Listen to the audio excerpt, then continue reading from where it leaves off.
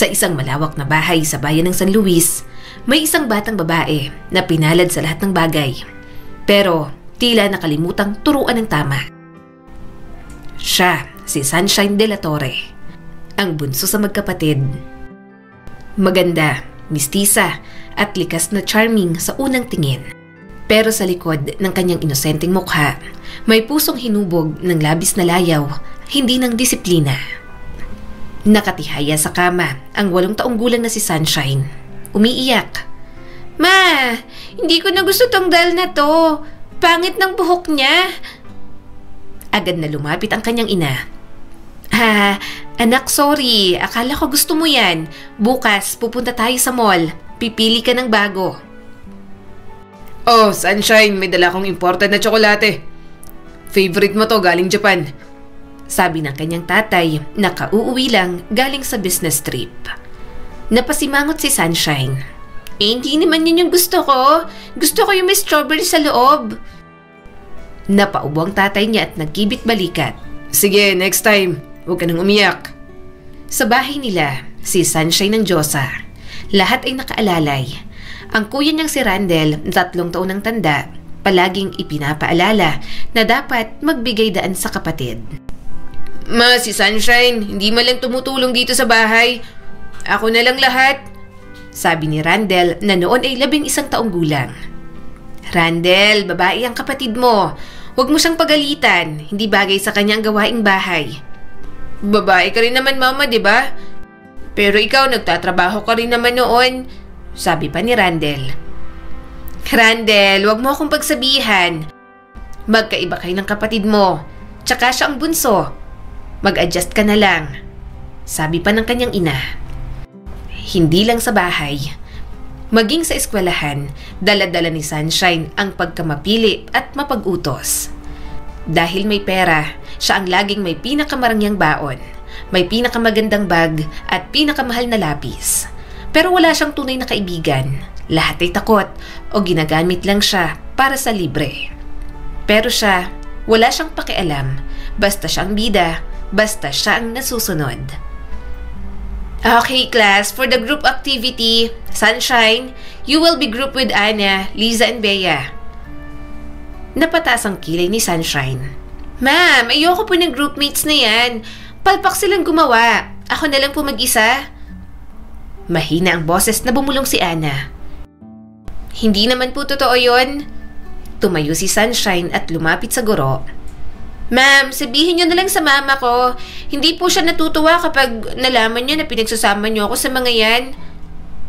Hindi po siya matutuwa kapag nalaman niyang sinama niyo ako sa mga yan." Napilitan tuloy ang teacher. Okay, Sunshine will do an individual project instead." Ganyan lumaki si Sunshine.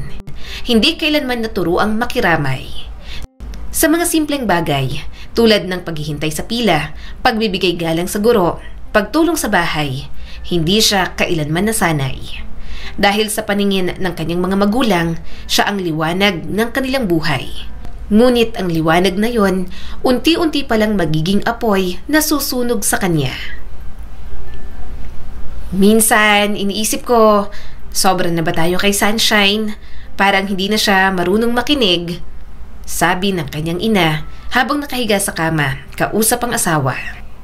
Sumagot naman ang tatay ni Sunshine. Nakapikit, pagod sa trabaho. "Hayaan mo na. Wala namang masama sa pagbibigay. Bata pa siya at matututo rin yan paglaki niya." Paano kung hindi? Sa panahong yon, walang nakakaisip na darating ang araw na ang prinsesang tinuring nilang ilaw ng tahanan ay magiging sariling dilim. At ang mga taong minahal siya ng higit pa sa dapat ay siya ring unang mawawala kapag kailangan niya na ng tunay na aruga. Habang lumalaki si Sunshine, kasabay nito ang unti-unting pag-usbong ng kanyang pagiging makasarili at mapangmata. Hindi na siya yung batang umiiyak lang kapag hindi na ibigay ang gusto. Ngayon, siya na mismo ang nang-aapi, nangingibabaw at walang pakundangan sa damdamin ng iba. Sa bahay, siya ang reyna.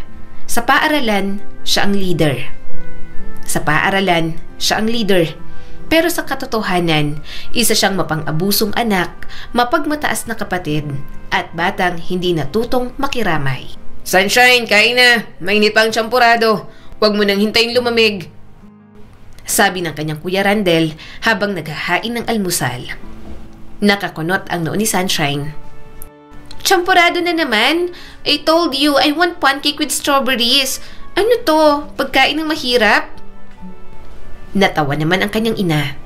Nako anak, yan lang ang meron ngayon. Hindi pa dumadating si daddy mo galing sa ibang bansa. Tumayo si Sunshine at ibinagsak ang kutsara sa mesa. Ayoko na. Magpapadeliver na lang ako. Tapos huwag niyo akong kakausapin. Grabe na talaga siya. Parang hindi na tao ang tingin sa amin. Bulong ni Randel at may hinanakit. Wala ng pasensya si Sunshine. Sa tuwing hindi siya nasusunod, nagwawala siya. Kapag may sinabi kang ayaw niya, sasagutin ka. Kapag hindi mo siya pinagbigyan, kakalimutan niya na kaibigan ka o kapamilya. At sa eskwela, mas matindi pa. Sunshine, gusto mo ba sumali sa group namin sa art project? Tanong ng kaklase niyang si Liza. Tiningnan ni Sunshine ang kaklase mula ulo hanggang paa. Ha? Ikaw? Hindi mo nga alam gumuhit ng tao. Stick figure lang ang kaya mo. Sorry, ayoko mapahiya. Sinusubukan ko lang namang makipagkaibigan. Naluluhang sabi ni Liza. Tumawa naman si Sunshine. Then, try harder. Or better yet, umalis ka na lang dito. Hindi tayo same level. Ginamit ni Sunshine ang kanyang ganda, galing sa pamilya at kayamanan para apihin ang iba. Para sa kanya, ang kabaitan ay kahinaan. Hindi lang sa kapwa estudyante siya mapagmataas, maging sa mga kasambahay nila, hindi siya marunong gumalang. Sunshine, anak, baka pwedeng ikaw na munang magtupi nitong mga damit mo. May sakit ako ngayon at ang sakit ng likod ko. Sabi ni Yaya Nene at halatang nanghihina na.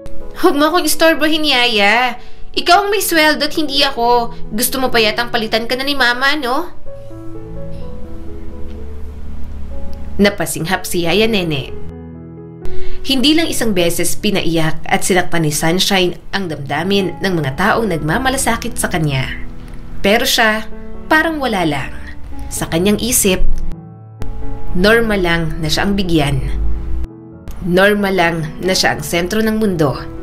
At sa bawat araw na lumilipas, lalong lumalalim ang ugat ng kanyang asal.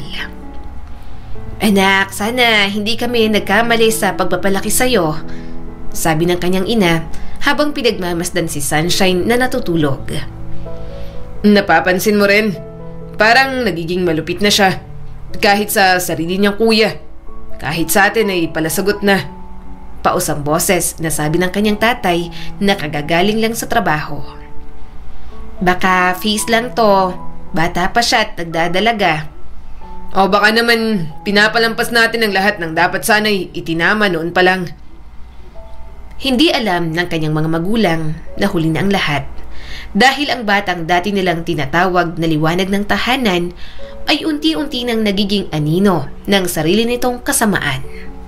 Isang aninong darating ng araw ay iiwasan, tatalikuran at kalilimutan ng mismong mga tao na minsan ay nagmahal sa kanya. 16 na taong gulang na si Sunshine. Sa edad na ito, dapat ay natututo na siyang maging responsable, magpakumbaba at tumanggap ng pagkakamali. Pero imbes na gumanda ang asal, lalo lang siyang naging pasaway, arogante at bastos. Ang dating batang mahilig sa Barbie, ngayon ay isang dalagang laging naka-makeup, naka-cellphone at may hawak na vape sa bulsa. Sa bawat kilos niya, halatang hindi siya kailanman naturuan ng disiplina o ayaw lang niyang matuto. Sunshine, pwede bang i-off mo muna ang cellphone mo? Nasa klase tayo. Sorry ma'am, may urgent akong tinatapos. Mas importante to kaysa sa lecture niyo. Promise. Sunshine, huling babala ko na to. Naiinis na sabi ng teacher. Eh i-drop niyo na lang ako. Hindi ko naman kailangan ng subject niyo para maging successful. Mataray na sabi pa ni Sunshine. Nagbulungan ang mga kaklase niya. Grabe siya, no? Wala talagang respeto sa teacher. Sa bahay naman, hindi rin siya nakitaan ng paggalang o pasasalamat sa kanyang mga magulang. Ang lahat ng gusto niya, kailangan ibigay agad. Kapag hindi siya nasunod, nagwawala, sumisigaw at minsan ay nagbabasag pa ng gamit. Sunshine, pwede bang bawasan mo ang gastos mo? Sobra-sobra ng credit card bill mo. Pabulyaw na sumagot si Sunshine. Bakit? Wala na ba kayong pera? Kayo rin naman ang nagturo sa akin na huwag magtiis, di ba? Anak, hindi lahat ng gusto ay kailangang makuha. Matuto ka rin mag-ipon, maghintay, singit ng kanyang ina. Tumawa ng mapang-asar si Sunshine. Ngayon niya lang sinasabi yan. Mula pagkabata ni, minsan hindi ako pinagtiis. Ngayon niyo lang naisipan magturo ng leksyon? May punto si Sunshine, pero hindi yun rason para ipagpatuloy niya ang pagiging mapang-abuso. Maging ang mga kasambahay nila napipilitang magbitiw. Hindi dahil sa hirap ng trabaho, kundi sa sakit ng loob na dulot ng pagtrato sa kanila ng anak ng amo. Ma'am, paumanhin po pero hindi ko na ho talaga kaya. Ang sakit-sakit pong sabihan na basura lang ang katulad ko. Lumuluhang sabi ni Yaya Minda. Pasensya ka na, Minda. Pasensya ka na talaga. Sabi naman ng kanyang ina. Oy, wag na kayo magdrama dyan. Kung gusto mong umalis, edi umalis ka. Hahanap kami ng mas okay sa'yo. Sabi ni Sunshine mula sa taas ng hagdan. Isang araw, isang matandang babaeng kapitbahay ang lumapit para magreklamo. Nadiskubre kasi nila na pinagtatawanan ni Sunshine sa social media ang isang matandang tindera sa palengke. Magulang kayo ng Sunshine na yan? Tingnan yung post niyan sa Facebook. Pinitsura ng tendera naming kuba. Nilagyan ng caption, zombie ng palengke. Ang sama ng ugali. Nanlumo ang tatay ni Sunshine. Pasensya na po. Huwag ho kayo mag-alala at pagsasabihan namin ng anak namin.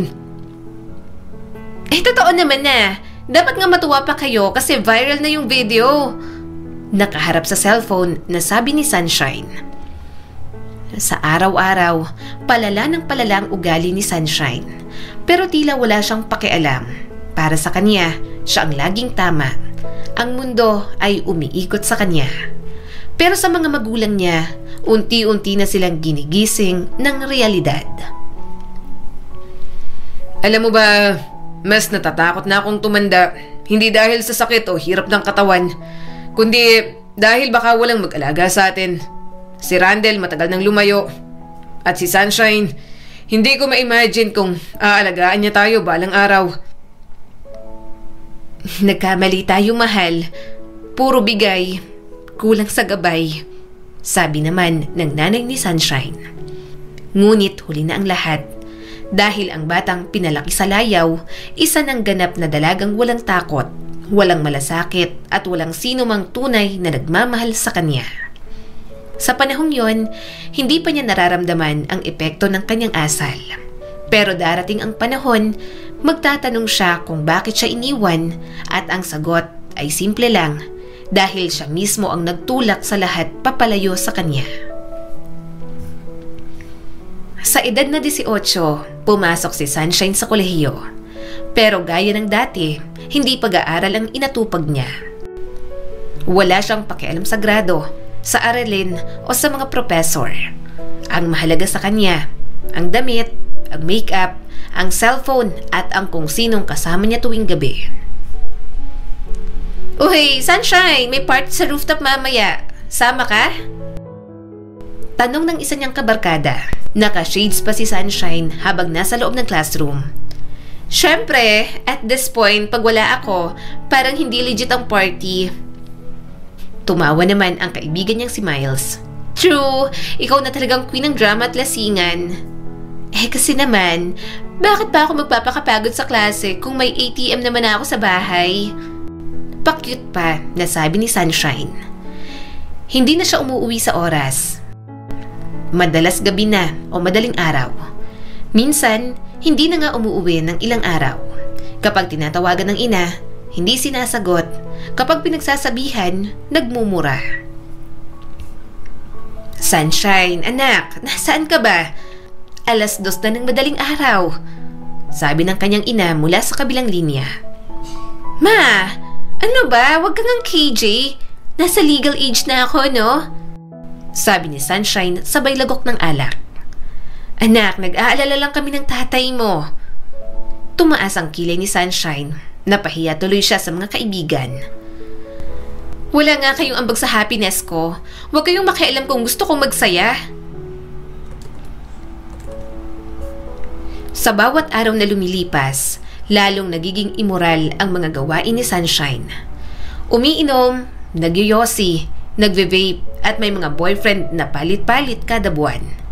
Wala siyang pakialam kung may sabay-sabay o kung may pamilya ng iba. Hoy, sino na naman yung bago mong jowa? Patingin nga! Sabi ni Sunshine habang nakahiga sa sofa. Tumawa naman si Lana. Huwag na no, baka agawin mo na naman. Ngumisi si Sunshine.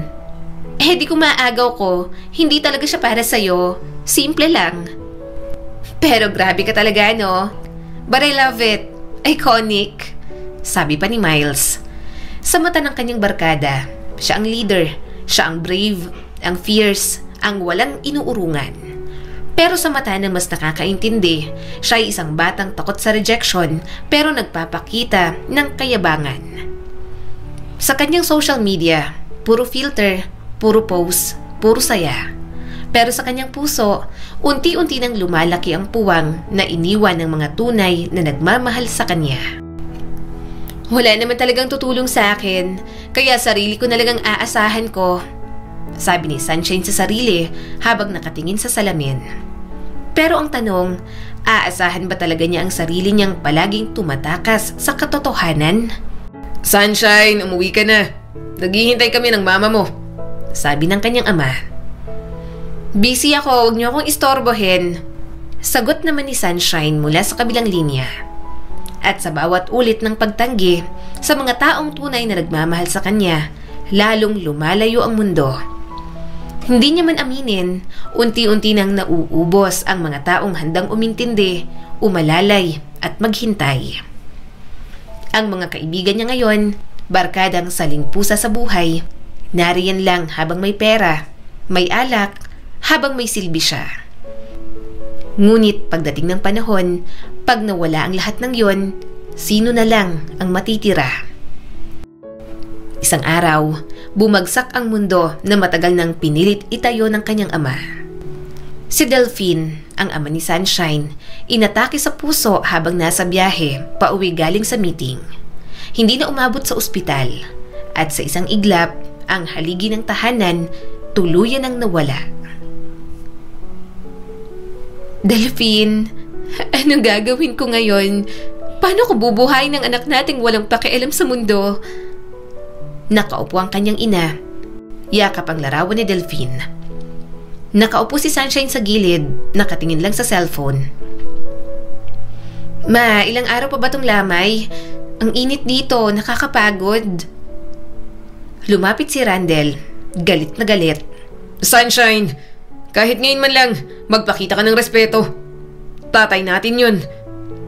Pero nagmatigas si Sunshine. Wala rin namang ambag yung pag-iyak-iyak ko, diba? Patay na rin siya. Move on na lang. Hindi alam ni Sunshine sa pagkamatay ng kanyang ama, kasama rin na ilibing ang kakayahang magbayad ng utang, ang pag-asa sa kolehiyo at ang huling pisi ng pagtitimpi ng kanyang pamilya. Simula noon, isa-isang kinalampag ng mga pinagkakautangan ang kanilang tahanan.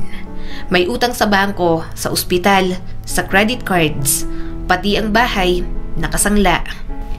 Ma'am, ito na po ang final notice. Kung hindi mababayaran sa loob ng 3 buwan, kukumpiskahin ang bahay. Napaluha si Marisa habang binabasa ang nakasulat sa papel. Paano to? Wala na si Delphine. Wala kaming pambayad. Nakashade si Sunshine at lumabas sa gate. Hay nako ma, drama ka na naman. Hindi ba't pwede tayong mangutang sa iba? May mga kilala pa naman ako. Wala na tayong maaasahan, Sunshine. Lahat ng pwedeng utangan, nautangan na ng tatay mo para lang sa inyo. Lalo na para sa'yo. Sa halip na tumulong, mas lalo pang naging pabigat si Sunshine. Hindi siya naghanap ng trabaho, hindi tumigil sa luho. Nagpatuloy pa rin sa pagparty, sa pagpost ng peke niyang kasayahan sa social media, at sa pakikipagbarkadang wala rin namang pakialam sa kanya. Ang mga kaibigan niya, unti-unting lumalayo. Hindi na sumasama, hindi na sumasagot sa chat, hanggang isang araw. G, kailangan ko ng tulong. Wala na akong load. Loadan niyo naman ako ng 500. Pero walang bumasa ng kanyang mensahe. Mga hayop, dati kayong unang nakiki-G kapag libre ko. Ngayon, pasinsin na lang kayo. Sunshine, wala na tayong pambahid sa kuryente. Wala na ring tubig. Hindi ko na alam. Sabi ni Marisa, nakaupo sa gilid ng kama. Hawak ang mga bayarin. Si Sunshine, nakapatong ang paa sa lamesa. Nagsi-cellphone pa rin.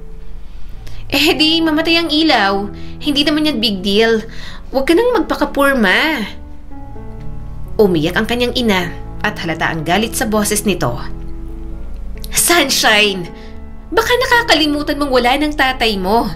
Wala na tayong inaasahang padala. Wala na tayong pera. Pero kahit napapahiya na, kahit wala ng silbi ang yabang, si Sunshine nananatiling walang pakialam. Sa halip na tumulong, nagdemand. Sa halip na magsikap, nagutos. At sa mga mata ng kanyang ina, isang tanong na lang ang malinaw. Anong klaseng anak ang pinalaki ko? Sa madilim na gabi, walang kuryente. Nagbumura si Sunshine, may hawak na mini electric fan. Ang init-init, walang ilaw, walang wifi. Anong klaseng bahay to? Gigil at napaluha si Marisa. Yan ang buhay ng taong walang malasakit. Wala kang ibang alam kundi ang sarili mo. Kahit kailan hindi mo naisip kung paano kami nagsakripisyo. Gigil at napaluhang sabi ni Marisa. Natigilan si Sunshine pero nagsungit pa rin. Kung ayaw mo sa akin, edi wag. Bahala na kayo dyan. Sa isang bahay na halos gumuho na. Sa isang tahanang malungkot sa pagpanaw ng ama, sa pagkalunod sa utang at sa tuluyang pagkakumpiska ng bahay, si Sunshine at ang kanyang ina napilitang lumipat sa barong-barong sa gilid ng ilog. Wala na ang malambot na kama, wala na ang aircon, ang washing machine, ang marangyang damit. Ang reyna ng tahanan ngayon ay wala ng palasyo. Ang prinsesa ng social media ngayon ay isa na lang anino na kumakapit sa natitirang yabang. Ngayon ay isa na lang anino na kumakapit sa natitirang yabang. Nakapamiwang si Sunshine, nakataas ang kilay, nakatingin sa barong-barong. Ha? Eto na yon? Itong bahay na to? Amoy putik. Saan ako matutulog dyan?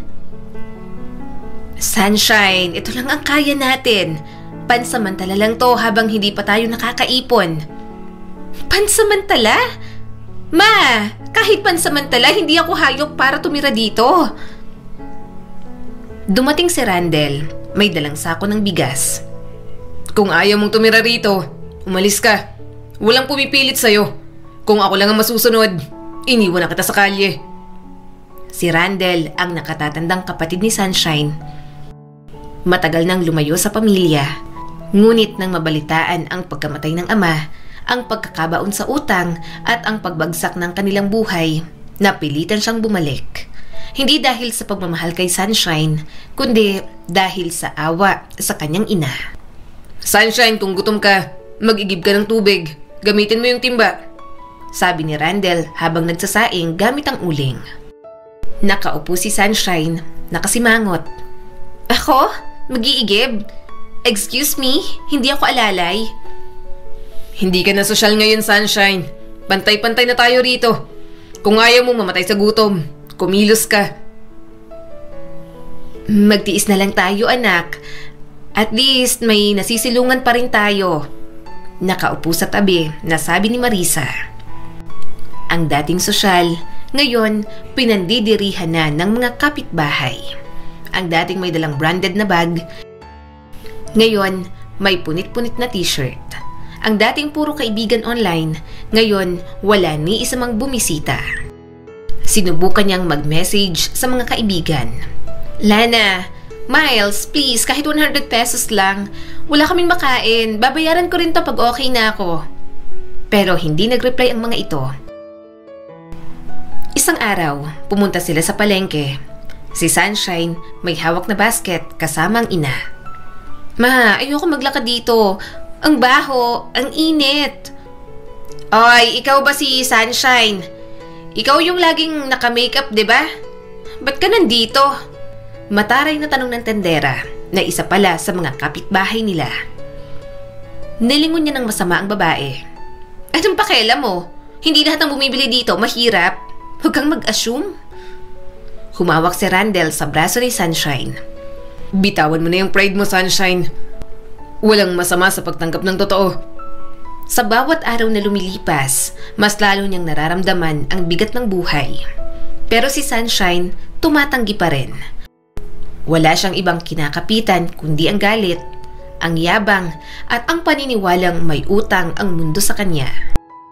Kung nag-aral ka lang sana, kung naging mabait ka lang sana, Sunshine, hindi sana ganito ang buhay natin ngayon, sabi ni Marisa habang naglalaba. Tahimik sa isang sulok si Sunshine, hawak pa rin ang lumang cellphone pero wala namang signal. Hindi ko naman ginusto to, ma. Pero ikaw ang nagtulak sa sarili mo paunti-unti papunta rito. Ngayon, tanggapin mo.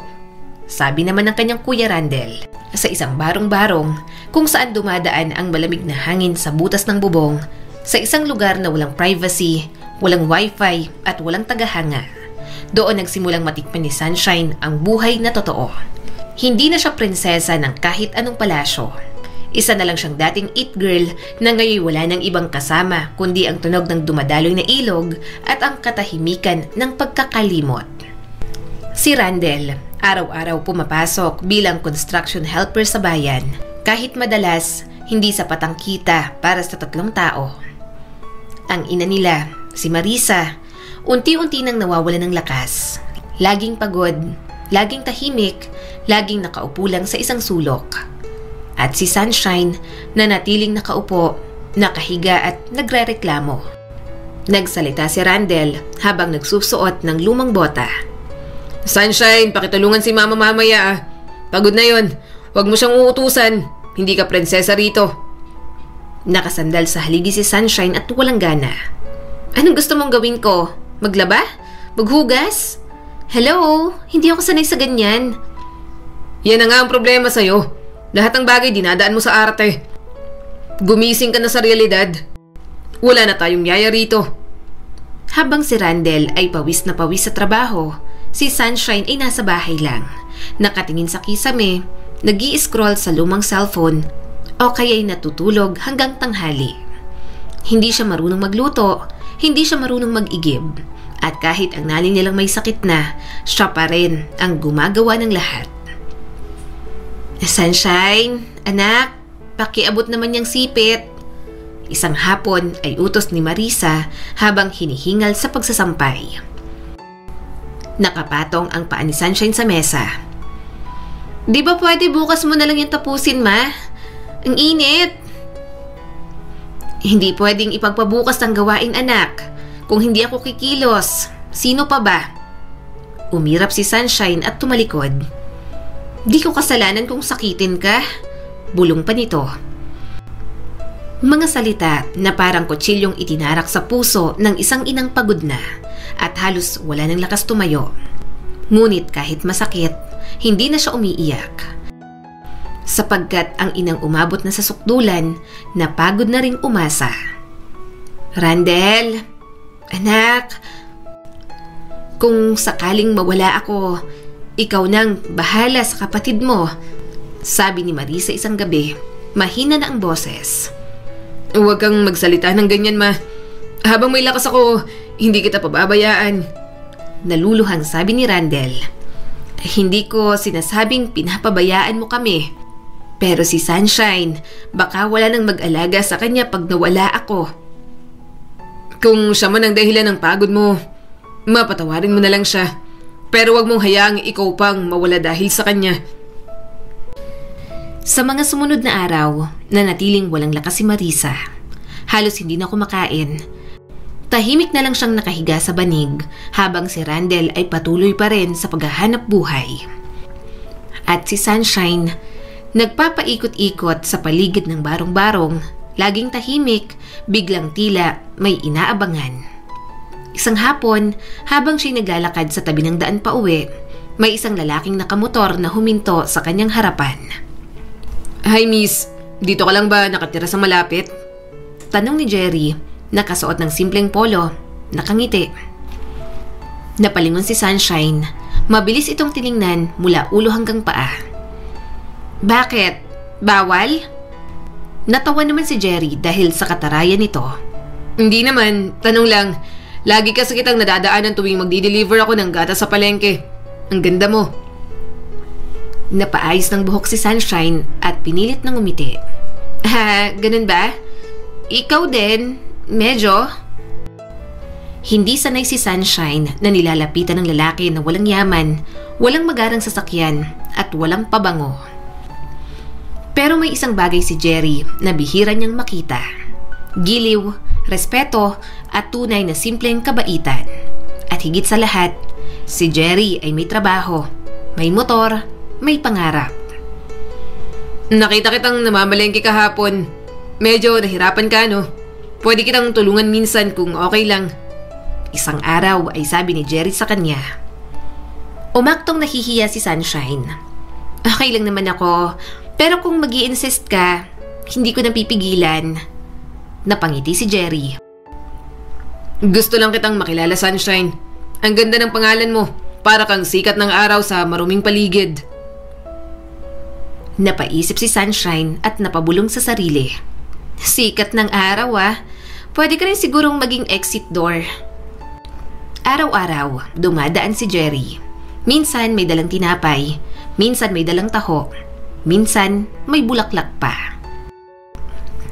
At si Sunshine, hindi man nabibighani, natuto ng umiti. Hindi dahil sa puso, kundi dahil sa pag-asa na baka ito na ang sagot sa kanyang pagkalugmok. Isang gabi, sa barong-barong, kinausap siya ni Randel. Sunshine, sinong ka-text mo dyan gabi-gabi? Wala, kaibigan lang, taga-bayan, mabait, yung may motor. Hindi porket may motor, sagot na sa lahat ng problema. Komento pa ni Randel.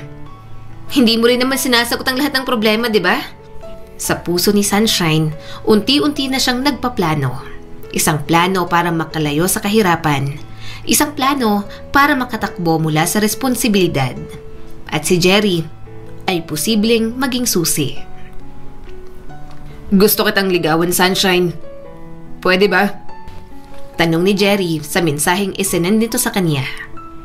Ngumiti si Sunshine habang nagbabasa. Hindi ko siya mahal, pero kung ito ang daan para makaalis ako rito, agad siyang nag-reply. Oo, Jerry, pwede. Sa isang maruming sulok ng mundo, muli na namang nagsimula ang isang kasinungalingan. Pero hindi kasinungalingang itinatago, kundi sinadya. Dahil sa mundo ni Sunshine, mas mahalagang makaalis kaysa magmahal. At sa mata ni Jerry, siya ang nakita niyang liwanag. Ngunit sa mata ni Sunshine, si Jerry ay isang baitang paakyat sa peki niyang kalayaan. 3 linggo nang nakalipas mula nang tuluyang bumagsak ang katawan ni Marisa. Sa simula'y akala nila'y simpleng ubo, simpleng sakit ng katawan. Pero sa bawat araw na lumilipas, lalong humihina, lalong lumulubha. Wala silang pera, wala silang health card, o wala silang koneksyon. Kaya't kahit isang check-up, kahit isang tableta ng gamot, wala. Sandali lang. Magluluto lang ako ng lugaw. Huwag mo kong iwan. Please. Sabi ni Randel, hawak ang malamig na tuwalya, tinatapik ang noo ng ina. Nagsalita si Marisa. Mahina ang boses, halos hindi makapagsalita. Anak, pagod na ang katawan ko, pero mas pagod na ang puso ko. Nakaupo si Sunshine sa gilid, nakatitig sa sahig. Ma, baka nag-iinarte ka lang. Huwag ka naman magsalita ng ganyan. Anak, hindi to inarte. Eto ng dulo. Lahat ng sakit na itinago ko. Putol-putol na sabi ni Marisa. Kinabukasan, hindi na nga ito gumising. Sa barong-barong na walang kuryente, walang doktor at walang katao-tao, pumanaw ang isang inang nilustay ng mundo at ng sarili niyang anak. Nakaupo si Sunshine sa monoblock, maputla, walang luha pero tulala. Ma, anong gagawin ko ngayon? Wala na kayong lahat. Wala na si Papa. Wala ka na rin. Nakatalikod si Randel, abala sa pagtanggap ng bisita. Ngayon ka lang iiyak, Sunshine. Ngayon mo lang naramdaman yan. Ngayong wala na si Mama. Masakit, pero hindi ko alam kung anong klaseng sakit to. Yan ang sakit ng konsensya. Yung hindi mo pwedeng gamutin ng kahit na anong gamot. Sabi sa kanya ni Randel. Hindi na siya nakaimik. Ilang araw ang lumipas, naihatid na si Marisa sa huling hantungan. At kahit wala silang maayos na kabaong o marangyang bulaklak, nakatayo si Randel hanggang dulo, nakikipaglibing, umiiyak, humihikbi.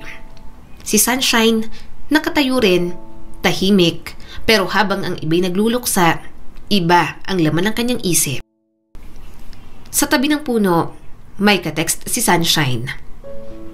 Jerry, tapos ng libing. Kukunin mo na ba ako dito? Nag-reply naman si Jerry. Oo, sa Biyernes. Handa ng kwarto. Kasama ka na sa buhay ko. Tumitig sa langit si Sunshine. Pilit pinipigilan ng luha. Sorry ma, pero kailangan kong umalis. Ayoko namang mamatay sa kahirapan tulad mo. Bago pa man matuyo ang luha sa himlayan ni Marisa. Bago pa man maialis ang tolda sa lamay. Bago pa man manumbalik ang katahimikan sa barong-barong. Umalis si Sunshine, hindi para harapin ang buhay, kundi para takasan ito. Sigurado ka na ba? Kamamatay lang ni Mama. Kalilibing lang natin. Hindi mo man lang kami hinintay makabawi. May bit-bit na bag si Sunshine, nakasuot ng bagong blouse. Hindi ako para dito, Kuya Randel. Hindi ko pinangarap mabulok sa kahirapan. At yung lalaking yan, mahal mo ba siya? Hindi agad nakasagot si Sunshine. Umiling ng bahagya, pero ngumiti ng pilit. Hindi, pero siyang daan, at sa ngayon, yun lang ang importante. Sa paglisa ni Sunshine, dala niya ang isang maletang puno ng damit at isang pusong puno ng pagkukunwari. Umalis siyang hindi nagpapaalam sa inang nakalibing, hindi humingi ng tawad kay Randel. At hindi na tumingin pabalik. Ang prinsesa ng sariling mundo, ngayoy sasama sa lalaking hindi niya naman minahal. Dahil para sa kanya, mas mabuting magsinungaling kaysa maghirap. Nagsimula ang buhay na parang mag-asawa sina Sunshine at Jerry sa isang maliit na inuupahang bahay malapit sa palengke. Maayos naman si Jerry, pasipag, tahimik, hindi agresibo at lagi pa rin naniniwala sa kabutihan ni Sunshine. Pero si Sunshine nanatiling hindi totoo sa kanyang nararamdaman. Sa bawat hapunan, sa bawat pag-uwi ni Jerry, sa bawat kumusta ka na, wala siyang sagot kundi pilit ng ngiti. Paborito mo tong sinigang, di ba? Tinuruan ako ni nanay ko niyan. Sabi ni Jerry habang inilalapag ang pagkain. Nakaupo si Sunshine, wala sa mood. Okay lang. Pagod ka ba, Sunshine? Gusto mo ba mamasyal tayo sa linggo? Kahit sa parke lang. Busy ako, may kachat ako, kaibigan sa Maynila. Sige, ikaw ang bahala. Sa paningin ni Sunshine, walang excitement si Jerry. Walang thrill, walang spark. Pero si Jerry lang ang meron siya ngayon. Kaya't pinilit niyang maging misis kahit walang puso. Hanggang isang araw, naramdaman niya ang hindi niya inaasahan. Nakahawak siya sa kanyang tiyan, sumusuka. Bakit ako nasusuka araw-araw? Hindi ako pwedeng mabuntis. Hindi pwede. Ayoko pa. Pero kahit ilang test ang gawin ni Sunshine, iis ang sagot. May bata na sa kanyang sinapupunan. Isang inosente, isang bagong buhay, isang lihim na hindi niya kayang takbuhan. Nakatitig si Sunshine sa kisame. Bumulong, mahina ang boses. Hindi ko to ginusto. Hindi kasama sa plano ko. Gusto ko lang makatakas, hindi maging ina. Humawak siya sa tiyan, tahimik na napaiyak. Pero hindi mo naman kasalanan to, 'di ba? Wala ka namang ginawang masama. Sa kauna-unahang pagkakataon sa napakatagal na panahon, umiyak si Sunshine hindi para sa sarili, kundi para sa iba. Para sa batang wala pang pangalan, wala pang mukha, pero may tibok na nararamdaman niya sa bawat umaga. May sakit ka ba, Sunshine? Mukhang maputla ka nitong mga nagdaang araw. Dahan-dahang nagsalita si Sunshine. Jerry, buntis ako. Napatigil si Jerry. Natulala saglit, tapos ngumiti. Buntis? Totoo? Sunshine, magiging tatay na ako. Pigil ang kanyang emosyon. Oo, pero wala akong kasiguraduhan kung kaya ko to. Kaya natin to. Tiwala lang, Sunshine. Magiging masayang buhay natin. Magiging buo tayo. Nag-isip si Sunshine. Malungkot ang mata. Masaya ka, Jerry? Pero paano ako? Paano kung hindi ko alam kung paano maging isang ina? Walang kasiguruhan, walang kasapatan. Pero sa pagitan ng dilim ng kanyang puso, isang maliit na pag-asa ang biglang sumingit. Hindi niya alam kung magiging mabuting ina siya, pero alam niyang hindi kasalanan ng batang ito ang mga pagkukulang niya. Sa tiyan ng isang babaeng maraming nasaktan, sa katawan ng isang pusong dating walang laman, isang bagong buhay ang kumakatok. At sa pagkakataong ito, si Sunshine, walang ibang pagpipilian kundi ang yakapin ito. Isang bagong buhay ang kumakatok. At sa pagkakataong ito, si Sunshine, walang ibang pagpipilian kundi ang yakapin ito. Ang mga araw ay lumilipas. Unti-unti nang lumalaki ang kanyang tiyan. Unti-unti na rin nararamdaman ang pagbabago sa kanyang katawan. Ngunit ang pinakamahirap sa lahat ay ang pagbabago sa isip at puso. Love, bumili ako ng prutas. May mangga. Gusto mo, di ba? Tanong ni Jerry, bit-bit ang pinamalengke. Nakatulala sa bintana si Sunshine, walang imik. Lumapit si Jerry, mahinahon ng tinig. Masakit pa rin ba ang likod mo? Gusto mo masahihin kita? Wag na, kaya ko naman. Bumuntong hininga si Sunshine. Napangiti si Jerry. Kahit pa kaya mo, nandito ako. Hindi mo kailangan laging maging malakas. Si Jerry, kahit hindi ramdam ang pagmamahal mula kay Sunshine, hindi bumibitaw. At si Sunshine, habang pinagmamasdan ang kabutihan ng asawa, nakakaramdam ng hiya. At sa unang pagkakataon, hindi siya sumasagot ng pabalang. Hindi dahil sa biglaang nagbago ang puso, kundi dahil may batang nakikinig sa kanyang loob. Isang gabi, nakahiga si Sunshine sa kama. Hindi ko alam kung magiging mabuting ina ako. Hindi ko nga alam kung paano mahalin ang sarili ko. Pero ngayon nandito ka na, at kahit hindi kita plinano, hindi mo rin naman ako pinili. Tumulo ang luha mula sa mga mata niya. Sorry baby, sana paglabas mo, ibang ako nang makilala mo. Habang lumalaki ang kanyang tiyan, parang may unti-unting paglinis sa puso ni Sunshine. Hindi siya agad naging masaya, pero may mga gabi na tahimik na lang siyang umiiyak. Hindi na siya nagrereklamo sa mga simpleng bagay. Hindi na siya nagagalit kay Jerry ng walang dahilan. At kahit hindi niya pa nasabi ng direkta, natututo na siyang tumanggap. Uy, anong ginagawa mo? Baka madulas ka. Akin na yan. Naalimpungatan si Jerry. Nakita si Sunshine naghuhugas ng pinggan. Napangiti siya ng payapa. Okay lang. Gusto ko lang subukan para naman sa baby natin. Napatingin si Jerry sa kanya.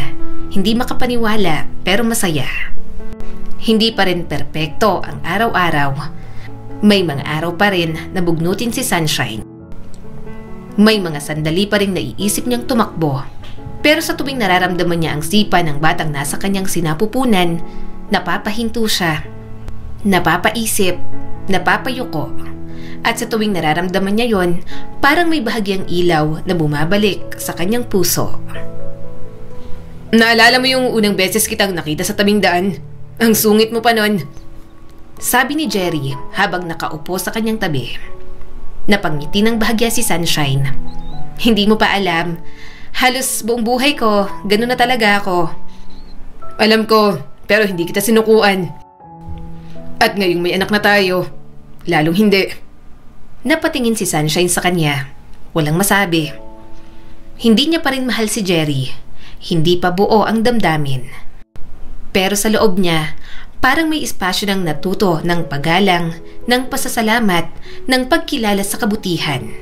At para kay Sunshine, yun na ang simula ng pagbabagong totoo.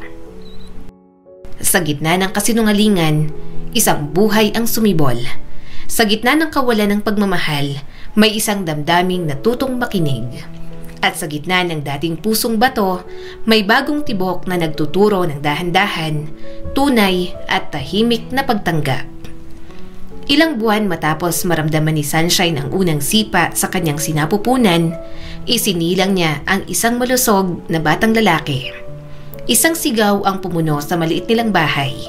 Hindi ng galit, hindi ng yabang, kundi ang unang iyak ng buhay na siya mismo ang nagluwal. Eto na, konti na lang. Push pa, Sunshine. Nandyan na. Sabi ng midwife. Pawis na si Sunshine. Umiiyak. Hindi ko na kaya. Hindi ko alam kung kakayanin ko.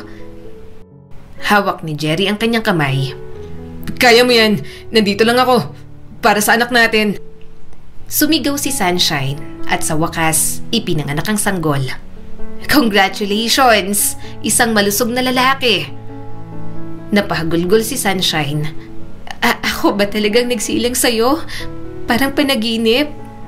Ang mga unang linggo ng pagiging ina ay hindi naging madali. Walang yaya, walang tulog, walang katahimikan. Pero sa bawat gabing hindi siya makatulog habang pinapadede ang sanggol, napansin niyang tila unti-unti siyang nagiging ibang tao. Anak, sorry kung madalas akong malungkot, pero nandito ako ha, hindi ako aalis. Sabi ni Sunshine habang buhat ang sanggol. Wala akong ibang gustong makita sa gabi kundi ang eksenang yan. Napangiti ng kaunti si Sunshine. Wala rin ako ibang gustong marinig, kundi ang boses mong pagod pero masaya. Lumipas ang isang taon, naging mas matyaga si Sunshine. Marunong na siyang maglaba, magluto, mag-budget at magpigil ng emosyon. At sa gitna ng pag-aalaga sa kanyang unang anak, muli siyang nabuntis. At makalipas nun ay may isa pa. Nagkaroon sila ng 3 mga anak. Sandali lang, lahat kayo sabay-sabay. Huwag niyo naman akong ubusin. Nalilito, hawak ang sanggol habang inaalo ang panganay. Kagagaling lang sa trabaho ni Jerry. Pagod na pagod ito. Kumain na ba sila? May natira pa bang ulam? Kaunti lang, hindi na kasi kasyang 300 mo kada araw sa 5 nating bunganga. Halos maiyak na sabi ni Sunshine. Napayuko si Jerry. Pasensya na, gagawan ko ng paraan. 3 na ang anak nila. 3 gatas, 3 lampin, 3 ulam, 3 buhay na kailangang palakihin. Pero si Jerry pa rin ang tanging may kita. At si Sunshine, kahit nais man niyang tumulong, hindi pa makahanap ng tamang paraan. Hindi na sapat ang pagbangon tuwing umaga. Kailangan na ring bumangon para sa kinabukasan. Ate, kahit 45 na lang to. Para saan ako? Hindi ako tumatawad para sa sarili. Sabi ni Sunshine habang nasa palengke. Ay nako, sige na nga. Ikaw na nga yung suki kung may dalang 3 anak parate. Napangiti si Sunshine. Salamat po. Pasensya na kung dati ang sungit ko. Minsan, napapaupo na lang si Sunshine sa bangketa habang hawak ang pinakabunsong anak. Tinitingnan ng malayo, iniisip ang mga dating araw kung saan siya ang laging binibigyan, laging nasa sentro. Ngayon, siya na ang nagsasakripisyo, siya ang nagpaparaya, siya na ang nagpapakumbaba. Pagod ka na, no? Nakaupo si Jerry sa gilid ng kama. Tulog na ang mga bata. Nakatulala si Sunshine pero ngumiti ng marahan. Pagod pero hindi tulad dati. Ngayon kahit pagod ako may dahilan. May 3 munting kamay na humahawak sa akin kahit natutulog na sila. Sa mundong dati ay peki ang saya at mababaw ang layunin. Ngayon, unti-unti nang nabubuo ang totoong tahanan. Hindi marangya, hindi masagana, pero sa bawat yakap ng kanyang 3 mga anak, naroon ang paalala kung bakit siya patuloy na lumalaban. Sa kabila ng lahat ng kanyang ginawa bilang ina at asawa, hindi pa rin siya payapa. Sa bawat iyak ng anak, sa bawat pag-uwi ni Jerry na walang dalang labis, sa bawat araw na paulit-ulit, bumabalik sa kanyang alaala ang buhay na iniwan niya. At ngayon, habang siya'y naglalaba, nagsasampay at sumasalo ng lahat ng init, unti-unti na rin kumukulo ang kanyang damdamin. 5 taon na ang lumipas mula nang ipinanganak ni Sunshine ang kanyang panganay. Ngayon, 3 na ang anak nila, isa sa preparatory, isang toddler at ang bunso palaging nakaakbay sa kanyang likod. Araw-araw, walang pahinga. Araw-araw, inuuna ang pamilya. Araw-araw, nakakalimutan niya ang sarili. Jerry, nasa na naman yung panukat ng gatas? Kanina pa to umiiyak ko. Pigil ang inis ni Sunshine, pawis na pawis. Sorry, akala ko nasa ibabaw ng mesa. Ako nang maghahanap. Put ni Jerry, galing sa labas at halatang pagod. Sumigaw si Sunshine na patuloy pa rin sa pagkukusot ng mga labada. Yang akala mo, yan ang nagpapahirap sa akin. Araw-araw na lang ganito? Dumadalas ang pagtaas ng boses ni Sunshine. Hindi dahil hindi siya nagmamahal, kundi dahil napagod na siya. Sa mga nagdaang taon, sinubukan niyang kalimutan ang mga dating layaw, dating kasayahan, dating mundo, pero hindi madaling limutin ang sarili. Isang hapon, habang tulog ang mga bata, nag-scroll siya sa lumang cellphone. Binuksan ang kanyang social media account. Ayan na naman sila, bulong ni Sunshine. Nakita ang post ng dating kaklase. Promoted na sa Makati. Yung isa, nasa Europe.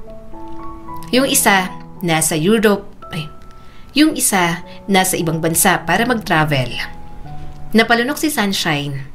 Si Ella, dati nagpapalibre lang ng lunch, ngayon may kotse. At ako, eto, naguhugas ng lampin, nangangamoy gatas. Bumalik ang alaala ng mall, ng kape, ng hangin sa aircon, ng sapatos na bago, ng damit na hindi punit. Mga alaala ng sarili niyang iniwan para sa mga anak. Pero habang nakikita niya ang mga dating kaklase na nagtatagumpay, unti-unti niyang tinatanong ang sarili. May napala ba ako? May balita ako, love. Nadagdagan ang sahod ko ng 500. Baka pwedeng idagdag sa monthly ng mga bata sa school. Sabi ni Jerry habang kumakain sila ng hapunan. Nakatingin lang si Sunshine, hindi masaya. 500? Anong mabibili nun? Isang lata ng gatas? 2 diaper? Ngumiti pa rin si Jerry. Hindi man malaki pero dagdag pa rin. Sumabog na si Sunshine. Dagdag? Araw-araw ako nag-a-adjust, Jerry. Hindi mo ba nararamdaman? Hindi ko na nga alam kung sino ako. Sunshine pa ba ako? O katulong na sa bahay na to? Sa bawat salitang ibinubuga ni Sunshine, hindi lang galit ang laman, kundi pagod, hinanakit at inggit. Hindi siya galit kay Jerry. Hindi siya galit sa mga anak niya. Galit siya sa mundo. Galit sa sarili. Sa paglimot sa dating siya, habang walang kasiguruhan kung may sarili pa siyang babalikan balang araw. Isang gabi, habang tulog ang mga bata, tinitigan ni Sunshine ang sarili sa salamin. Kung nagpatuloy lang ako sa college, baka HR manager na rin ako. Kung hindi ko lang pinili si Jerry, kung hindi lang agad ako bumigay. Napaupo siya sa sahig at tahimik na umiyak. Sa dilim ng gabi, habang tahimik ang bahay, habang may musmos na yumayakap sa kanya sa pagtulog, may nananahimik ding tanong sa kanyang puso. Paano kung mali ang lahat ng pinili ko? At sa gabing yon, hindi niya nahanap ang sagot. Minsan, hindi lang gutom ang sumisira sa isang pamilya. Hindi lang kakulangan sa pera o sobrang pagod. Minsan, ang tahimik na uhaw sa sarili. Ang pagnanais na muling maramdaman na buhay pa rin ako, na ako pa rin to. Yon ang sumisira sa katahimikan. At para kay Sunshine, dumating ang tukso. Saan yon ang isang kakilala mula sa nakaraan.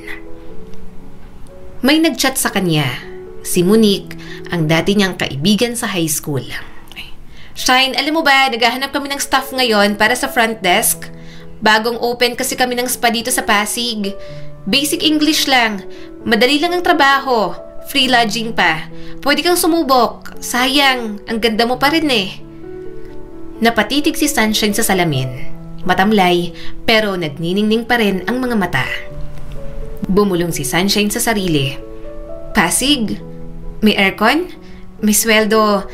May katahimikan? Ilang araw na pinag-isipan ni Sunshine ng alok. At sa bawat pagtingin niya sa mga anak niyang walang tigil sa iyakan, sa lababong puno ng hugasan, sa dingding na halos bumigay na, lalong tumitibay ang pasya niyang tanggapin ito. Jerry, may kaibigan ako. Inaalok ako ng trabaho sa syudad, front desk, free board and lodging. Pwede raw simulan sa 1 linggo? Nagulat si Jerry. Talaga? Gusto mo bang magtrabaho, Sunshine? Huwag kang mag-alala. Kahit mababang sweldo ko, kaya pa nating isalba to. Kunwaring seryoso si Sunshine. Hindi naman to para sa akin lang, Jerry. Para sa mga bata. Para kapag may emergency, hindi na tayo mangungutang sa kung saan. Hinawakan ni Jerry ang kanyang kamay. Kung para sa pamilya, susuportahan kita. Kahit mahirap, titiisin ko. Tumango si Sunshine pero hindi makatingin ng diretso. Salamat. 1 linggo ang lumipas. 1 maleta ang kanyang dala. 3 halik sa noon ng mga anak. 1 mahigpit na yakap mula kay Jerry. At pagkatapos nun, wala nang balak si Sunshine na bumalik. Nakatingin si Sunshine sa labas ng bintana ng bus na papunta sa Maynila. Hindi na ako babalik. Pagod na ako. Pagod na akong maging ina. Asawa, tagaluto, tagapunas, tagaigib. Gusto kong maging ako. Gusto kong mamuhay para sa sarili. Napapikit siya habang may luha sa gilid ng kanyang mga mata. Hindi alam kung lungkot o laya ang mararamdaman. Ang ina na minsang nangakong magbabago, ang babaeng minsang nangakong matututong magmahal, ngayon naglakad palayo, hindi para sa pamilya, kundi para sa sariling kasiyahan. Hindi pa alam ni na Jerry at ng mga bata. Pero sa puso ni Sunshine, isinara niya na ang pinto sa buhay na yon.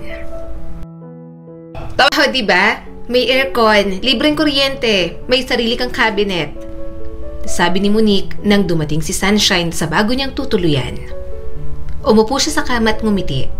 Parang panaginip, walang iiyak, walang huhugasan, walang hahabulin. Shine, sa ganda mo, baka ma-promote ka pa rito. Malay mo, baka may kliyente pang ma-inlove sa'yo. Ngumiti si Sunshine pero walang tunay na sigla. Naramdaman niyang hindi pa rin siya buo kahit tila malaya na.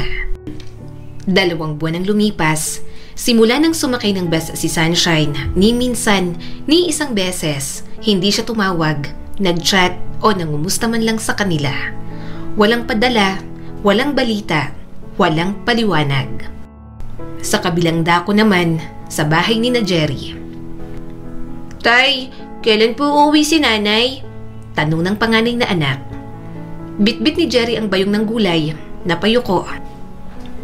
Hindi ko pa alam, anak. Nagtatrabaho ang nanay ninyo sa malayo. Bakit di siya tumatawag? Miss ko na si nanay. Sabi naman ng pangalawa. Pilit ngumiti si Jerry. Baka wala lang signal. O baka pagod lang. Pero andito si tatay, di ba? Di ko kayo iiwanan. Tahimik ang silid pero sa loob ng puso ni Jerry, isang malaking lungkot ang pilit niyang pinipigilan. Lahat ng responsibilidad, sa bahay, sa paaralan, sa kalusugan, si Jerry na ang may pasan. Gumigising ng 4:00 para makapagluto, naglalakad ng malayo para makapaghatid ng anak sa eskwela. Naghahanap ng extra sideline tuwing weekend. Pero kahit anong kayod, kulang pa rin. Pre, bakit di mo isinasama si Missy sa piyesta? Tahimik ka na masyado ngayon ah. Sabi ng isang kumpare ni Jerry. Napakamot naman siya sa batok. Busy lang siya. Nasa trabaho sa malayo. Pero ayos lang ako. Sanay na akong ganito. Pero kita sa mga mata ni Jerry na hindi siya totoo sa sinasabi. Samantala, si Sunshine, maayos ang buhay sa syudad. Maaliwalas ang kwarto, may bagong damit, may make-up, may bagong tukso. Pero kahit parang panalo na sa lahat, bakit nga ba sa tuwing may dumarating na bagong sapatos, tila may bumibigat pa rin sa dibdib niya? Miss, ang ganda ng ngiti mo. Dati ka bang modelo? Tanong ng isang customer sa kanya. Dati lang pero ngayon front desk na lang po ako dito. Nakangiting sagot ni Sunshine. Pagkatapos ng shift, naupo siya sa gilid ng pantry. Tiningnan ang phone, walang balak tumawag kahit may signal. Hoy, Shine! Di ka ba nagbe-video call sa mga anak mo? Tanong sa kanya ni Monique. Baka kasi kung makausap ko sila, mahirapan akong bumalik dito kinabukasan. Hindi dahil wala siyang pakialam, hindi dahil wala siyang nararamdaman, kundi dahil natatakot siyang makita ang mga mata ng kanyang anak. Ang mga matang nagtatanong, bakit mo kami iniwan, nanay? Kaya mas pinili ni Sunshine ang katahimikan, ang paglimot, ang paglalim sa kasinungalingan. Ginagawa ko to para sa kanila, pero alam ng puso niya, hindi yun totoo. Anak, minsan kasi may mga taong hindi handang maging magulang. Pero hindi ibig sabihin wala kang halaga. Ang halaga niyong mga anak hindi nababawasan kahit iniwan kayo ng nanay ninyo. Tahimik lang ang mga bata, pero nakapikit na ito, mahigpit ang yakap sa ama. Sa isang dulo ng mundo, may pamilyang gumigising kahit wala ng sapat. Sa isang dulo rin, may isang inang pinili ang tahimik na laya. Pero hindi sa dami ng damit, liwanag ng kwarto o taas ng sahod na susukat ang tagumpay. Dahil sa bawat tahimik na gabi, sa bawat batang walang nanay na yumayakap, sa bawat asawang halos mamatay sa pagod, nariyan pa rin ang tanong na hindi niya kayang harapin. Nasaan ka, nanay? Sa lungsod na puno ng ilaw at pangarap, unti-unti na rin nagkakulay ang mundo ni Sunshine. Sa bawat araw na lumilipas sa spa, naging pamilyar na ang presensya ng isang lalaki. Si Martin Villarreal. May kotse, may negosyo, may porma. Pero higit sa lahat, may interes kay Sunshine. Bumaba ng SUV si Martin, hawak ng isang paper bag. Oh, Sunshine, favorite mong milk tea. Huwag mong sabihin hindi ka pa kumakain ha. Nakakahiya naman sir. Pero salamat, nakangiting sabi ni Sunshine. Lumawak pa ang ngiti ni Martin. Walang anuman. Para to sa babaeng araw-araw kong hinahanap. Sa unay nag-aatubili si Sunshine. Pero sa bawat tanong na may malasakit, sa bawat libreng sakay pa uwi, sa bawat papuring bihira niyang marinig, unti-unti bumigay na rin siya. Sunshine, alam mo, matagal na akong hindi nakakakilala ng babaeng simple pero ang lakas ng dating. Hindi mo kailangang magpanggap. At alam mo, gusto kita. Napatingin si Sunshine kay Martin, biglang nag-init ang pisngi. Martin, matagal na akong walang tiwala sa kahit anong klase ng lalaki. Bigyan mo lang ako ng pagkakataon, Sunshine. Hindi kita sasaktan. Mahinahong sabi ni Martin. Isang buwang panunuyo, isang buwang lambing, isang buwang pagpaparamdam na mahalaga si Sunshine. Bilang babae, hindi lang bilang ina o asawa. At sa unang pagkakataon, muli siyang naniwala. Dahan-dahang pumasok si Sunshine sa loob ng modernong unit. Ang ganda naman dito. Para akong artista, namamanghang sabi ni Sunshine. Simula ngayon, dito ka na. Ayoko nang uuwi kang pagod. Ayoko nang malayo ka. Gusto kitang makasama palagi. Hinawakan siya sa bewang. Malambing. Si Sunshine, napapikit pero sa loob-loob niya, may kaba. Pangarap ko to dati. Bahay sa taas ng gusali, aircon, tahimik. Pero bakit parang may parte pa rin kulang? Tanong ni Sunshine sa sarili. Sa mga sumunod na araw, naging mas malapit sila. Sabay mag-grocery, sabay mag-dinner. Si Martin ang laging may baon na sorpresa. Pabango, bag o kahit simpleng bulaklak. At si Sunshine, tuluyan ang naniwala. Gusto mo bang simulan nating muli ang buhay mo? Kalimutan mo na yung nakaraan. Wala ka ng obligasyon sa kanila. Minsang sabi ni Martin sa kanya. Ganun ba talaga kadali yun? Basta kalimutan, iwan? Kapag ang tao pinili ng mag-move on, may karapatan din siyang maging masaya. Sabi ni Martin. Tahimik si Sunshine, nakatingin sa kisame, hindi makasagot pero hindi rin tumanggi. Sa bawat yakap, sa bawat halik, sa bawat pangakong ako lang ang magmamahal sa'yo. Muling lumulubog si Sunshine sa panibagong mundo. Ngunit gaya ng dati, mabango lang sa una ang buhay na punong-puno ng ilusyon. Akala ni Sunshine, totoo na. Akala niya, ito na ang lalaking magpupuno sa pagkukulang.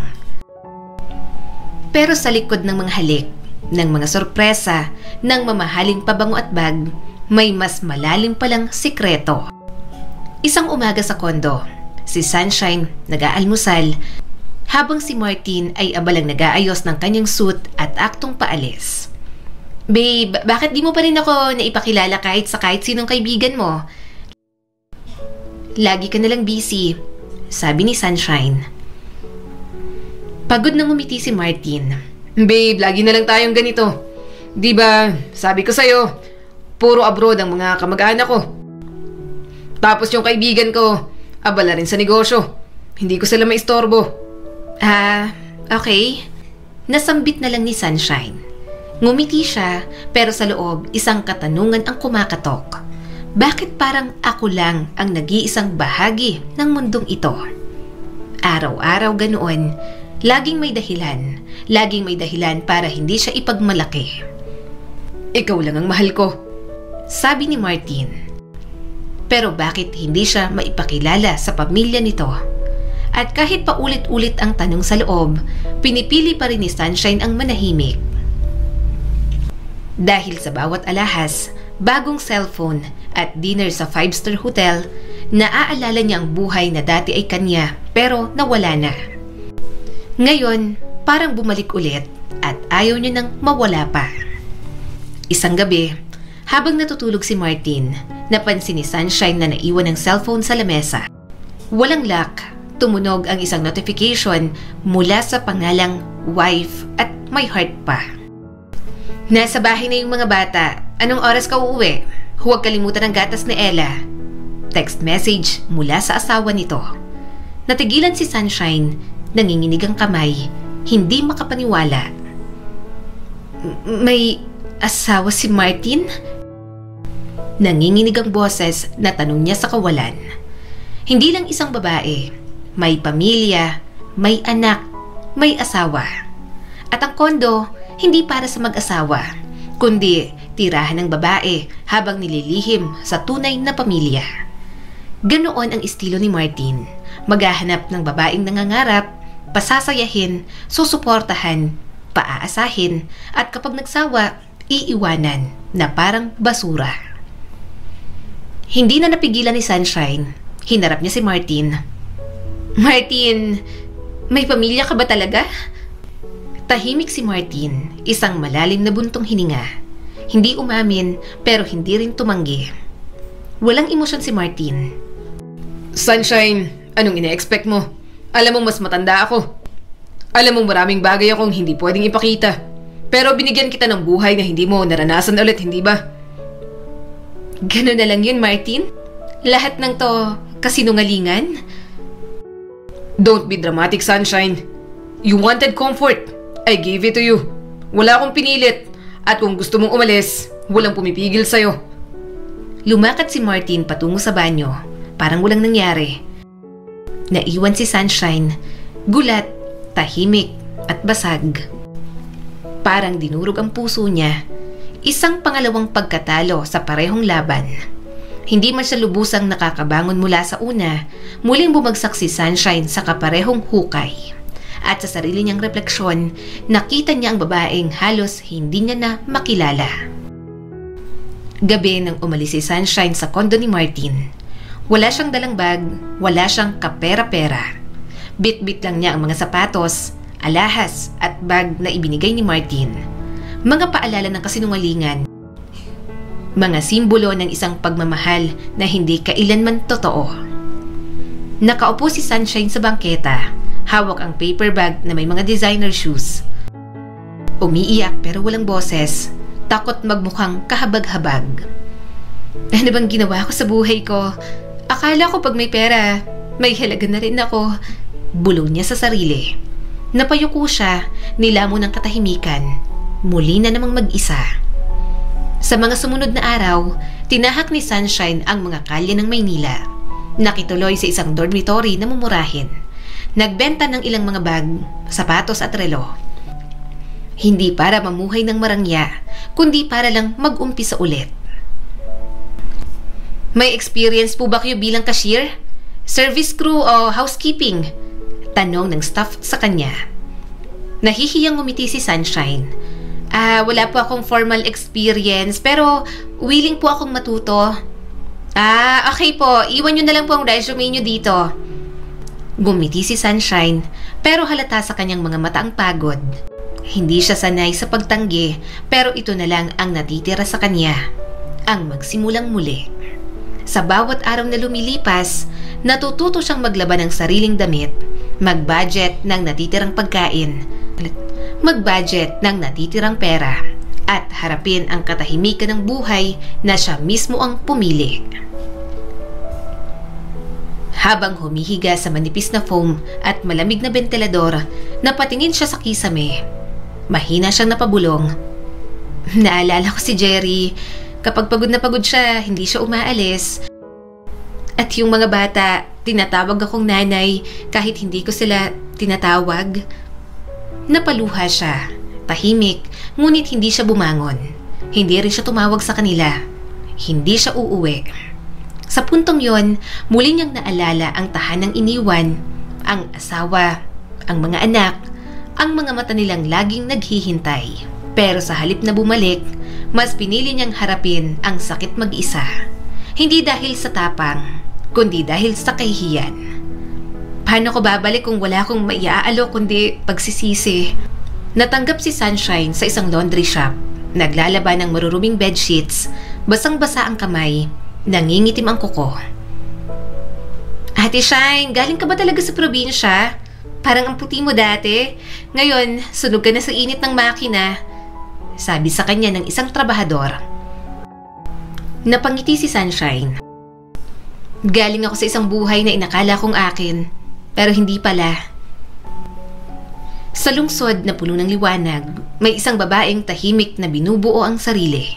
Hindi bilang karelasyon ng kung sino, hindi bilang pinalitang asawa, hindi bilang prinsesa ng isang kwento, kundi bilang babae na sa wakas natutong mabuhay hindi sa ilalim ng anino ng iba. Pero kahit pilit binubura ang nakaraan, sa bawat gabing mag-isa, sa bawat hapong pagod, may isang tanong pa rin ang bumabalik sa kanya. Kumusta na kaya ang mga anak ko? Mabilis ang takbo ng panahon sa lungsod. Lunes, naging Biyernes. Isang buwan, naging taon. At si Sunshine, sa dami ng dinaan ng trabaho, laundry shop, janitorial, minsan cashier at natutong mabuhay mag-isa. Tahimik at payak, ngunit sa bawat tahimik na gabi, may isa pa ring bagay na hindi niya matagpuan. Katahimikan sa loob. Tahimik na nag-scroll si Sunshine sa kanyang cellphone. Gamit lang ang data promo. Binuksan niyang Facebook. Unti-unting tinatype ang pangalang dati niyang tinatakasan. Rafi, anak, kumusta ka na? Bulong niya sa sarili habang hinahanap ang mga larawan nito. Nakita niya ang isang graduation photo, toga, medalya at caption, Licensed Civil Engineer. Napahawak sa bibig si Sunshine. Natulala. Engineer, si Rafi, engineer na. Inisa-isa niyang magkakapatid. Ang pangalawa, naka-picture na may hawak na chalk, may class photo sa likod. Si Janine, teacher na pala. Ang bunso, profile picture ay may uniforme ng kolehiyo. May caption na third year BS Psychology student. Tumulo na ang mga luha ni Sunshine. Lumaki kayong lahat. Wala ako. Tatay niyo lang ang meron kayo. Ngunit sa pag-scroll niya pa sa Facebook, may isang litrato ang pinaka nagpahinto sa puso ni Sunshine. Si Jerry, nakabarong, katabi ang isang babaeng nakaputi, nakaayos. Sa gitna nila, cake na may nakasulat, Happy First Wedding Anniversary. Nakaupo si Sunshine sa sulok ng kama, yakap ang cellphone, nanginginig sa pag-iyak. Pinili kong lumayo, pero bakit ganito kasakit makita na kaya nila kahit wala ako? Paos at halos walang boses na sambit ni Sunshine. Tinakpan niyang bibig habang humihikbi, ngunit walang ibang boses sa paligid kundi siya lamang. Ang pinakamasakit, hindi lang yung wala ka sa mga tagumpay nila, kundi yung wala ng kahit isa sa kanila ang naghahanap sa'yo. Hindi na siya inadback, wala man lang reply, wala ni isang mensahe. At marahil, hindi na rin siya inaasahang bumalik pa. Nagbabasa si Sunshine ng lumang aklat habang naghihintay ng pasok sa gabi. Sa tabi, isang batang janitress ang nagkwento sa kanya. Ate Shine, may anak ka na ba? Parang ang bait mo kasi. Parang nanay. Tahimik si Sunshine, sandaling natulala. Bago dahan-dahang ngumiti, pero baka sa mata ang lungkot. Meron, 3. Pero hindi na nila ako kilala ngayon. Minsan, akala natin kaya pa nating habulin ang mga panahong nawala. Pero sa kaso ni Sunshine, mas pinili niyang hindi na lang kumatok. Hindi dahil wala siyang gustong makapiling sa mga anak, kundi dahil naniniwala siyang baka wala ng pinto na bubukas para sa kanya. Ang katawan ni Sunshine ay unti-unting humina. 1 taon matapos siyang manahimik at magtrabaho, nagsimula ang pananakit sa kanyang tagiliran. Hindi niya ito pinansin noong una, pero habang lumilipas ang mga linggo, lumalala ang kanyang sakit. Hanggang sa siya ay tuluyang na-diagnose. Stage 3 breast cancer po, ma'am. Mahinahong sabi ng doktor. Pasensya na po. Pero mabilis na po ang pagkalat base sa resulta ng inyong CT scan at saka ng blood test. Namutla si Sunshine. Cancer? Opo. Sagot naman ng doktor. May rekomendasyon po kaming chemo at maintenance na medicines, pero medyo mahal po ang proseso. Mahina ang boses na sumagot si Sunshine. Hindi ko kaya, Dok. Wala akong pera. Tahimik ang doktor, inabot na lang ang papel at nagreseta ng pain reliever. Mabilis lumabo ang paningin ni Sunshine sa mga luhang pinigilan. Wala ng trabaho, wala ng lakas. Hindi na niya kayang tumayo ng matagal, hindi na siya maaaring tanggapin sa kahit anong trabaho. Kaya kahit ayaw niyang umuwi, wala na siyang ibang mapupuntahan. Si Sunshine nakaupo sa sulok ng bus, may dalang maliit na backpack. Sa tabi may supot ng gamot at isang bote ng tubig. Kinausap ni Sunshine ang sarili, mahinang bumulong. Kuya Randel, sana nandyan ka pa. Kahit minsan lang, gusto ko maramdaman na may natitira pa sa pamilya ko. Nakatayo si Sunshine sa harap ng dating bahay. Giba-giba ang bubong, nangingitim ang pader, walang ingay kundi hangin at kaluskos ng dahon. Hapon na. Makulimlim ang langit. Ay, ikaw si Sunshine, hindi ba? Anak ni Aling Marisa? Abay, napakatagal mong nawala. Nandito pa po ba si Kuya Randel? Mahina niyang tanong. Nako, ay wala na siya rito. Matagal nang umalis. Nakapag-asawa dun sa Japan. May pamilya na ron at dun na rin nanirahan. Pero yung bahay niyo, hindi niya pinabenta. Sabi niya kasi baka balikan daw ng kapatid niya. Napatigil si Sunshine. Napatingin sa bahay na parang sa isang iglap ay lalamunin ng hangin. Ang dating tahanan, ngayon tirahan na lang ng alikabok at alaala. Ang bahay ay nanatiling buo, ngunit pagod, luma at tila isang aninong kumukupas. At si Sunshine, sa kabila ng sakit, sa kabila ng lungkot, walang ibang nagawa kundi pumasok sa lumang bahay at manatili roon. Mag-isa, walang kasama. Isang higaan, isang kandila, isang katahimikang mas malakas pa sa kahit na anong sermon. Isang gabi, nakahiga si Sunshine sa banig. May lagnat, nilalamig, ubo ng ubo, halos hindi na makakilos. Ang dami kong iniwan, ang dami kong sinayang.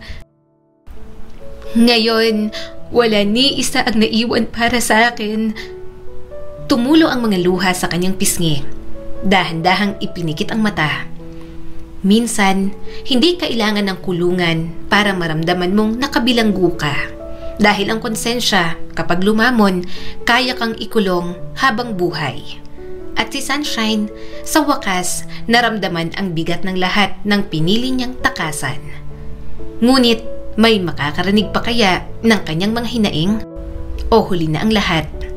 Sa loob ng barong-barong na bahay na halos butas-butas ang bubong, isang katawan ang unti-unting hinigop ng karamdaman. Isang larawan kuha mula sa cellphone. Si Sunshine, nangangayayat, nakahiga sa banig, may caption. Sino po ang kamag-anak ni Sunshine de la Torre? Wala po siyang kasama at malubhan ng kalagayan. Kung may nakakakilala po, pakikalat, baka sakaling may makaalala sa kanya. Si Jerry, nakaupo sa sala, hawak ang cellphone. Napatingin siya sa screen, tahimik at nanginginig ang mga kamay. Si Sunshine? Mahina ang tinig na sabi ni Jerry. Unti-unti ring tinawag ang kanyang mga anak. Rafi, Janine, Ruben, may kailangan tayong gawin. Walang tanong, walang sumbat. Sa loob ng 3 araw, tinungo ng mag-aama ang lalawigan. Bit-bit ang sariling pera, gamot at kaunting pag-asa. Hindi para ibalik ang nakaraan, kundi para gawin ang tama. Nakahiga si Sunshine sa banig nang marinig ang yabag sa labas. Dahan-dahan siyang tumingin sa pinto at doon nakita niya si Jerry at pati na rin ang 3 nilang mga anak. Nangilid agad ang mga luha ni Sunshine. Mga anak, Jerry, patawarin niyo ako. Walang nagsalita agad. Tahimik, mabigat ang hangin hanggang si Rafi ang lumapit. May dalang kumot, inilatag sa katawan ng ina na hindi niya na halos maalala. Hindi ka namin iniwan. Ikaw ang umalis. Mahinang sabi ni Rafi. Tahimik si Sunshine, hindi siya lumaban. Tumango siya at tanging luha ang naisagot niya. Dinala siya sa ospital. Ginamot, binantayan. Ngunit huli na, masyado nang malala ang kanyang karamdaman. Si Sunshine ay nakahiga, nakatingin sa kisame. Sa paligid niya, naroon si Jerry at ang mga anak. Wala nang galit sa kanilang mga mata, pero wala na ring init ng yakap o tawag na mama. Salamat sa pagbisita, sa pag-aalaga. Kahit hindi ko kayo minahal ng tama. Mahina at humihingal na sabi ni Sunshine. Ginawa mo yun, ma.